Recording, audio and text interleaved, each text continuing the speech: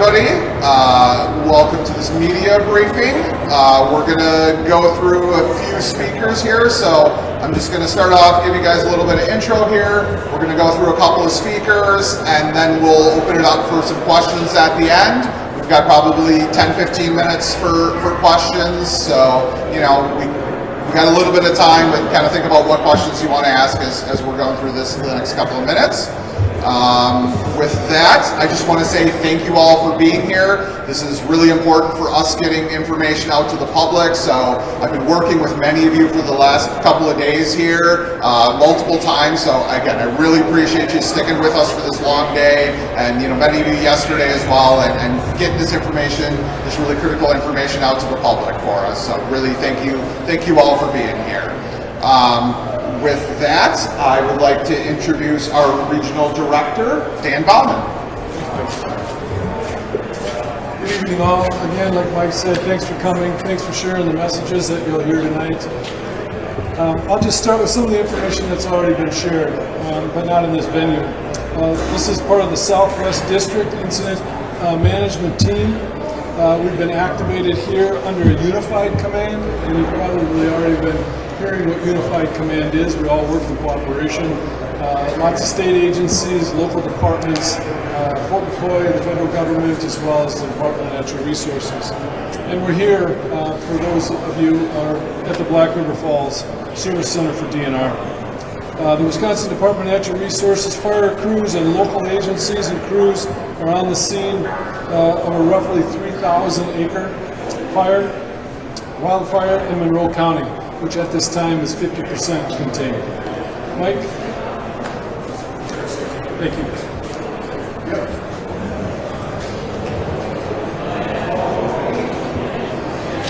Good evening, ladies and gentlemen. My name is Chris Hansen. I'm with the Fort McCoy Public Affairs Office. I'm here to introduce our tonight's speaker.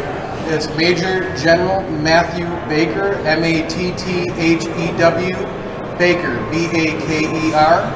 He's the Commanding General of the 88th Readiness Division and the Senior Commander for Fort McCoy. And again, it's M-A-T-T-H-E-W, B-A-K-E-R.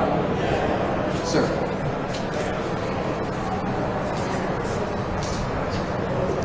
First of all, I'd like to thank DNR, all the local and state authorities, Wisconsin Army National Guard, everybody coming together to get after this problem set, and it's really appreciated. This doesn't come easy, and we really appreciate the cooperation and partnership, because this is what's getting us through this.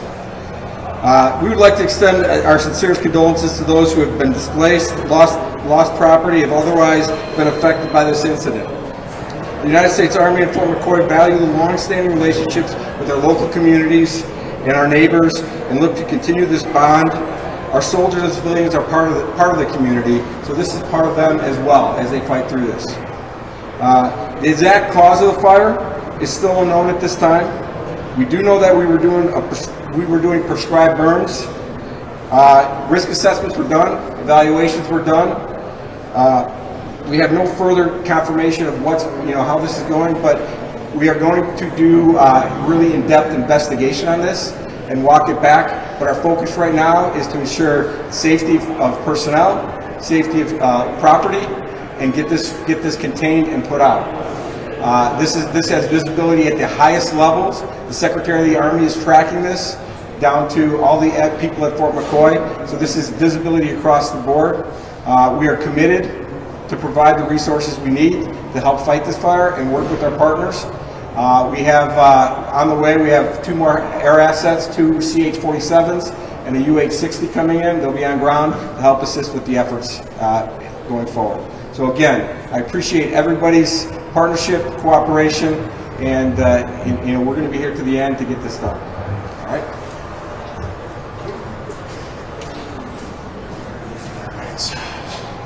Just another quick update. So if you haven't seen on social media recently, as of about an hour and a half ago, we did have an additional 85 structures that became threatened by the fire, and there was an evacuation that occurred. That's from Arcadia Ave to Highway 12, Highway 12 to EW, and EW to E, and then E back to Century Ave. So that has happened. The evacuation center has been moved at this point because of those 85 residences, so we have enough space. So the new evacuation center is the Lunda Center, which is at 405 State Highway 54 here in Black River Falls. So just wanted to share that information with all of you that that's happened recently. So that's a new development. So it's that evacuation center will be opening at 7:30 p.m. With that, we are going to open it up to questions. So if everybody would come back up, please. Feel free to let us know if you have a question you'd like answered. If the fire risk was so high, why were prescribed burns being done? All right, I'll do that. Prescribed burns were going on all week, Prescribed burns were going on all week, and then the threat started to rise. And when we started on Monday, we did South Post, and we did a major burn on the North Post. And then Wednesday, we came upon, there was a minor burn going on at that time. That's why we're looking at that's why we're going to investigate what the cause of this and go into more detail. So, and one of the reasons is that this is the height of the training season. We have over 2,000 soldiers coming into the base, and prescribed burns really set the conditions. And there's going to be a lot of live fire going on, and instead of the ammunition and the tracers starting the impact area and having a very uncontrolled burn, this is a measure that we take to set the conditions so that we have successful training throughout the year and don't have issues like this. Do we have an estimate on how long it'll take to contain the fire? I'm going to turn it over to Mike. Yeah, so at this point the fire is about 50% contained. That's held relatively steady throughout the day. We've been anywhere between 46 and 50%. The good news is, we were in red flag conditions today, so, high winds, high temperatures, very low relative humidity. So the fact that we're holding it and continuing to gain containment is a really great sign. Because you've been sitting at that 46 to 50% containment, do you feel like you're having success with the fire at this point? Absolutely, yeah. So it's always a bit of a moving target. Things change hour to hour. So we've got plenty of resources out there. We've had various things come in throughout the day where you can get a wind shift or you can get something else happening. And so we have a really talented group of people that those inputs come in from the field from the firefighters, and they say, hey, we're seeing this out there, and we have a whole group of people that get together, and really think that out. And how are we going to adjust that plan for the next hour, for the next 5 hours, for the next 24 hours? And so there's a very strategic planning process as part of this, where we really do that both short-term and long-range planning to make sure we have a whole group of people who are confident in the plan we have, and that once we have that plan, we move forward with it and execute it. Are there more residential areas that could be at risk with this fire? So at this point, I don't have any information that there's any additional, evacuations pending or any other, structures at risk. So, at this point, I would say hopefully the conditions are getting a little better out there at this point. And as we move into the evening hours here, hopefully we can start gaining some more containments and just keep reducing the risk to the residents in the area. For the fire in Necedah, Juneau County posted on Facebook that it's safe for residents to return home. Can you confirm that that's the Jack Pine fire? That is the Jack Pine fire, and as of the last hour or two here, those residents have been allowed to return back to their residences. How many properties and structures have been damaged from this Fort McCoy? So from the Fort McCoy, I'm aware of 4 structures that were impacted. I know 2 of those were kind of outbuildings. I don't know the details on what the other 2 were, but I have not heard of any of them being residences at this point. So Were they on base or? No, those would have. Well, I guess I can't confirm that for sure, but my understanding was that they were off base. Do you have any reports of any injuries with this fire yet?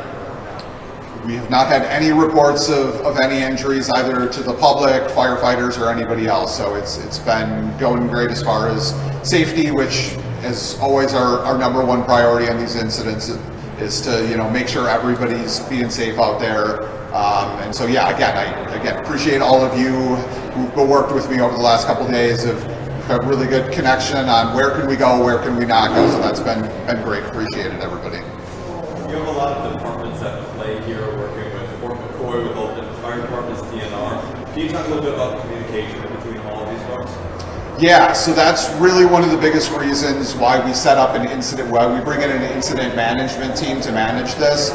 So we have, multiple sections within this. There are what we call liaison officers. Their entire job is just to make connections with people, with local officials, with all kinds of groups of people. We have, operations people, so they're connecting with all the different fire departments. We have tracking resources all over the place back here. So every firefighter, piece of fire equipment, they always come here first. They check in. We know exactly how many people. We give them an assignment. They go out. We know exactly where they are. When they're done for the day, they come back, they demobilize, and we make sure everybody's safe, and everybody's, doing the job they're assigned to do. So it's a very structured process to make sure that, nothing's falling through the cracks. If you can talk a little about the process of bringing in so much mutual aid, is it like starting with a small radius, working out? Is it, how do you pick and choose, especially like we were talking earlier, the fire risk is so high across so many areas, not stretching resources and maybe smaller fire departments that have their own areas too? Correct, yeah, exactly. So that's a really important piece of kind of what's going on behind the scenes. We know where all our resources are stationed throughout the state. So in this case, the southern half of the state has very high fire danger. So resources are being moved down from the northern part of the state, where in some cases, I have people sending me pictures, there's still 1.5 feet of snow on the ground. So, those resources are able to come down here right now. 2 weeks from now, when maybe all that snow is gone and the fire risk is less here as we start greening up farther south, then those resources will shift and we'll send people from the south to the north. So there's constant movement, even within a day. If we were to get another fire over in, let's say somewhere over in the eastern part of the state, those resources would get adjusted. On a fire like this, if there's not a bunch of other fires, maybe we can bring in a few more resources to work in an evening when we maybe wouldn't otherwise have those resources. So it's a constantly moving target. But again, there's a room full of people who are strategically thinking about this and making sure that there's a backup in every location and there's a backup to the backup should it be needed.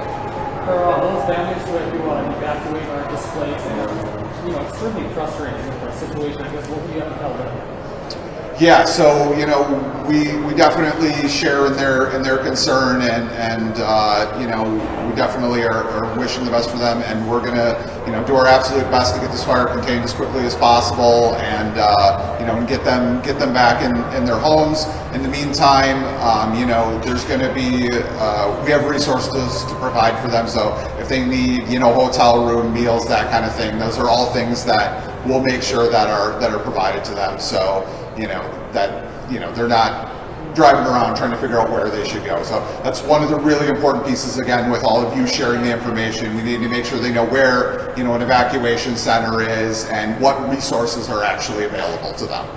This is a follow-up for can you explain a little bit about those safety precautions that are put in place for a prescribed burn? Because people were told maybe not to even grill outside because the conditions were so bad. So just how that can be prohibited, but prescribed burns for that. Yeah, we have our DES, our Department of Emergency Services, our firefighters, and they do an in-depth risk assessment. And off of that risk assessment, that's what they base their decision on, and how that would go forward. And as we look into it, again, the investigation is going to play out and really see where the fire started and what was the impact and what was the role of these prescribed burns in starting that fire and making it move on. Do you have any more details on what goes into that risk assessment, just like what factors that they look to? They take in, weather conditions, the dryness of the soil. I'm not an expert on it, but there is a checklist that we do, and we don't go, carelessly and just say we're going to do this. There's a lot of thought that goes into that. How much has this, I guess, impacted day-to-day operations at Fort McCoy? Has it at all, or is it? So we've had to adjust. Like I said, we have about 2,000 soldiers coming in for the weekend to train. We've had to adjust and move the training down to South Post. We have a no pyro, no live ammo mandate right now. That means that there will be no pyrotechnics anywhere on Fort McCoy for training. For two reasons: one, we don't want to start another fire, and two, our resources are dedicated. Our fire resources are dedicated right now to fighting this fire, and we don't want to start anything else.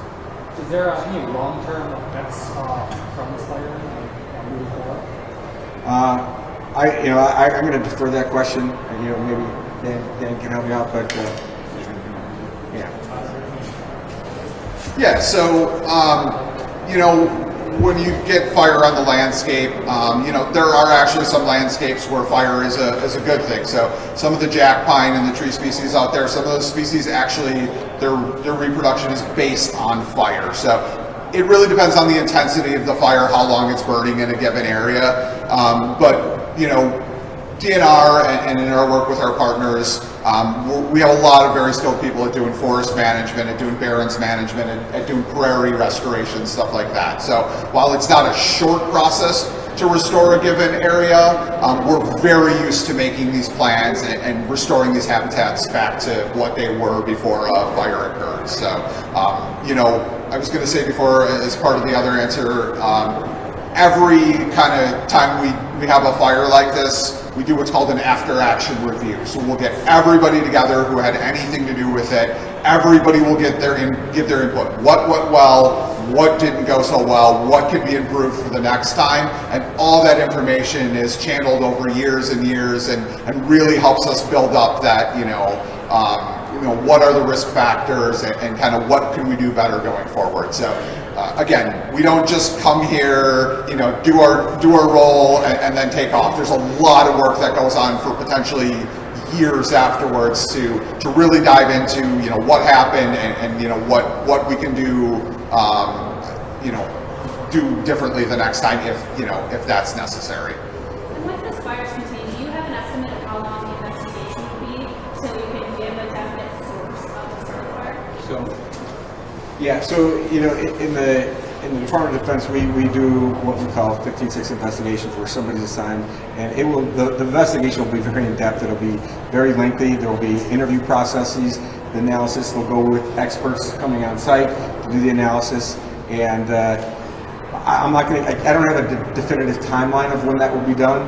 But again, this is at the highest levels, and it's not going to be just brushed away. We are going to do that, and then through FOIA requests, we can get you that information. We've got time for 2 more questions. So if anybody has a couple. Do we have an estimate on how many first responders were helping out with these fires the past 2 days?